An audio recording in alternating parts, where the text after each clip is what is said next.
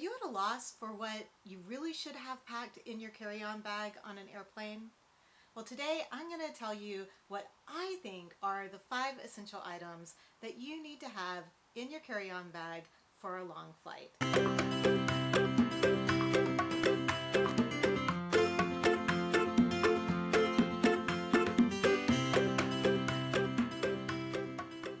Hey y'all, it's Christy the Gen X Gypsy, and today I thought I'd share with you the things that I think are the most important things you should have in your carry-on bag for a long flight. And I think of a long flight as anything that's going to be over 3 hours. Now before we get started, I'm going to ask you kind of a random question.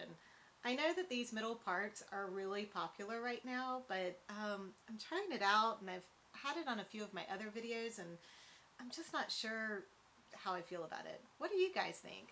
I kind of feel like I look like Cher circa 1972. Let me know what you think. I'm not so sure I like it. Yeah, we'll see what happens. Maybe if I had it a little wavier. Now let's get back to what you're here to learn about, and that is what I think are the essential items that you should have in your carry-on bag. I just got back from a trip to Alaska, and the flight time, a short flight time for Alaska trip from the East Coast is about 8 to 10 hours. It's a long day. Making sure you have the things that you really want to have in your carry-on with you is important. I'll link up here the what you need to know before you go to Alaska in 2021, just in case you're curious. I will also have other videos coming out about different adventures I did while I was there. So let's get started on our list. These are in no particular order, just how I'm going to pick them up off of the stool behind me. Number 1 is my wireless headphones. Now I just got these from Amazon this year. I was a late adopter of the wireless. I just thought, well, the AirPods are so friggin' expensive. I was not going to spend that money on something that small that I knew I would lose almost immediately. These are a really cute option. They were only, I think, like $35, and they've been fantastic. I really like the little charging case that they come in. They work really well with my phone. I used them the whole time that I was on the flight from Raleigh to Seattle because I was working on editing a couple of videos, and they hooked right up to my computer and I was able to work on everything seamlessly. A good pair of headphones is very necessary on a long flight.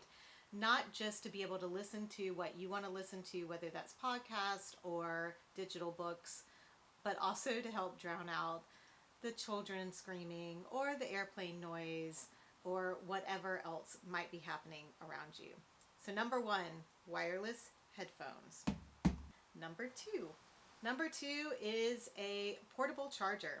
Now this is an old school one. I've had this probably 6-7 years. So it only has one USB port to charge on.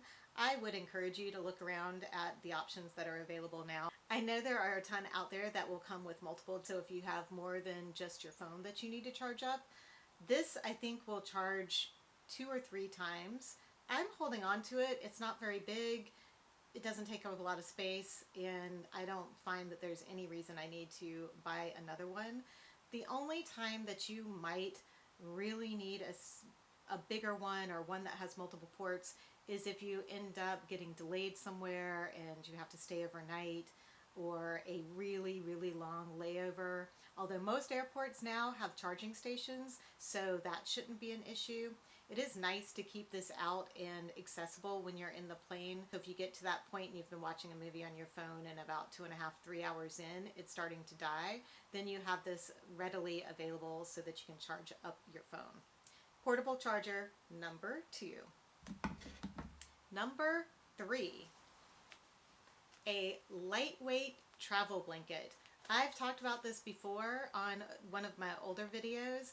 This thing is a lifesaver. It doesn't matter whether you're on a red eye or you're flying during the day.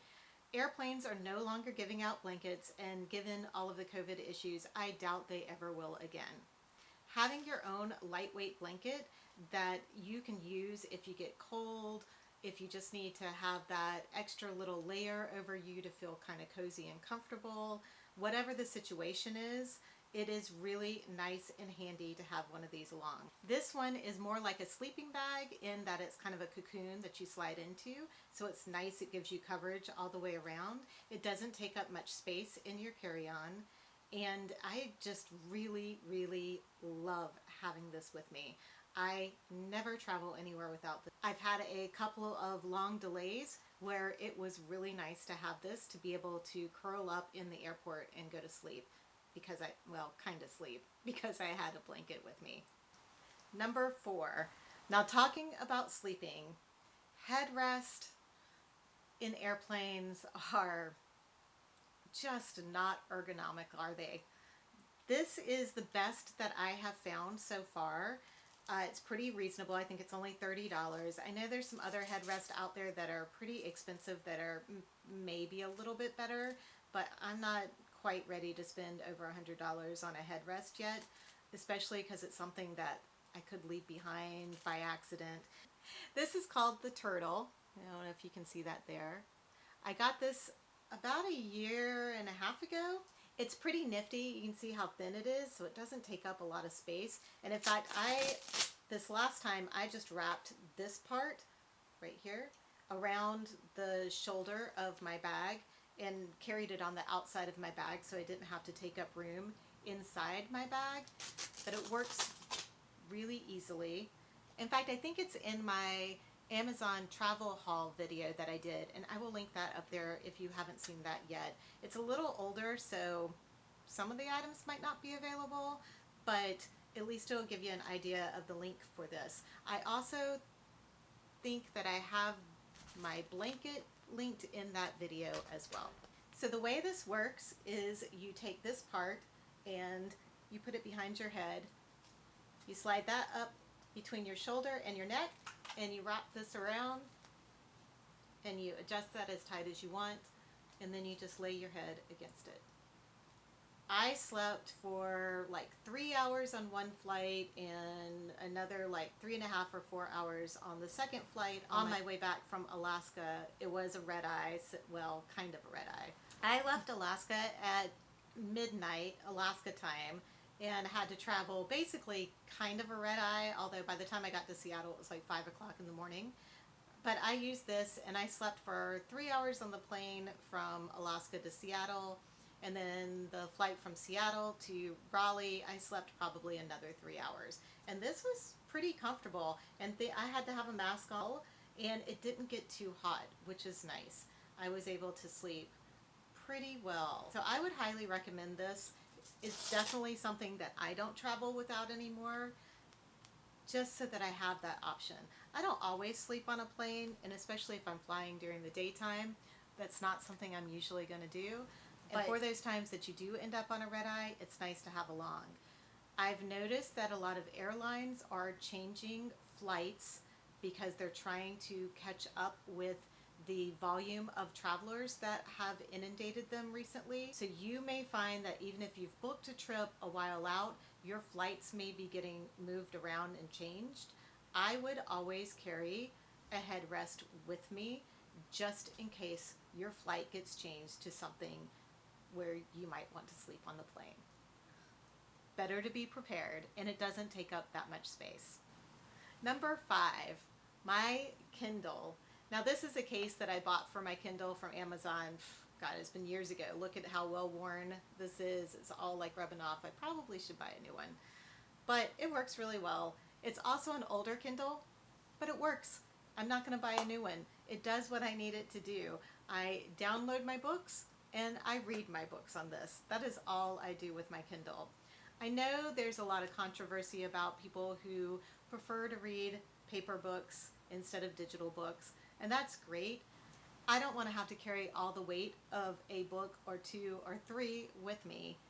I like the convenience of being able to download books from my library or from Amazon and have them readily available for me to read.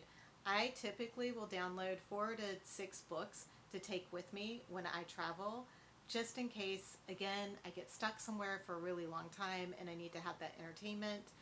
It's nice to have them available. And I like to have variety. I'm one of those people that is usually reading 2 to 3 books at a time. It is by far one of the best inventions of the 20th century. So I have a bonus item for you. It's not very exciting, but it is definitely one of the things that I make sure I have in my carry-on every single time I fly, no matter whether it's a short flight or a long flight. And that is Kleenex. I know, it's not very exciting, like I said, but there is something about the recirculation of air in an airplane that makes my nose immediately start to drip as soon as I walk on a plane. And these days, they are not giving out Kleenex on airplanes. And all they have are those napkins that they give out with the beverages, which are not very kind to your skin.